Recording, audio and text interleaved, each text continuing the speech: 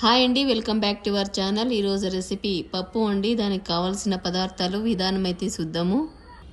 కుక్కర్లో 500 గ్రామ్స్ కందిపప్పు వాష్ చేసుకున్న తర్వాత 1 లీటర్ వాటర్ వేసి 150 గ్రామ్స్ పచ్చిమిరపకాయలు, విడిపించి పెట్టుకున్న ఒక తెల్లగడ్డపాయలు, కట్ చేసుకున్న 250 గ్రామ్స్ టమాటో, ఒక చిన్న గోలీ సైజు చింతపండు, 1 స్పూను ధనియాల పొడి, అర్ధ స్పూను పసుపు, సరిపడా సాల్ట్ వేసి కలిపి మూత పెట్టి 4-5 విజిల్ రాగానే స్టవ్ ఆఫ్ చేసి ఆవిరిపోయిన తర్వాత మూత తీసి పప్పు గుత్తతో కందిపప్పు వేనుపుకున్న తర్వాత తిరుగుబాతు కోసం బాండీలో కొద్దిగా ఆయిల్ వేసి వేడెక్కిన తర్వాత 1 స్పూన్ ఆవాలు, కట్ చేసుకున్న ఆనియన్ 1 కప్పు, కరివేపాకు కొద్దిగా, 4-5 ఎండుమిరపకాయలు, 1 స్పూను జీలకర్ర వేసి వేగిన తర్వాత తిరుగుబాత పప్పులో వేసుకొని కలిపి కొద్దిగా కొత్తిమీర చల్లి స్టవ్ ఆఫ్ చేసుకుంటే పప్పు రెడీ.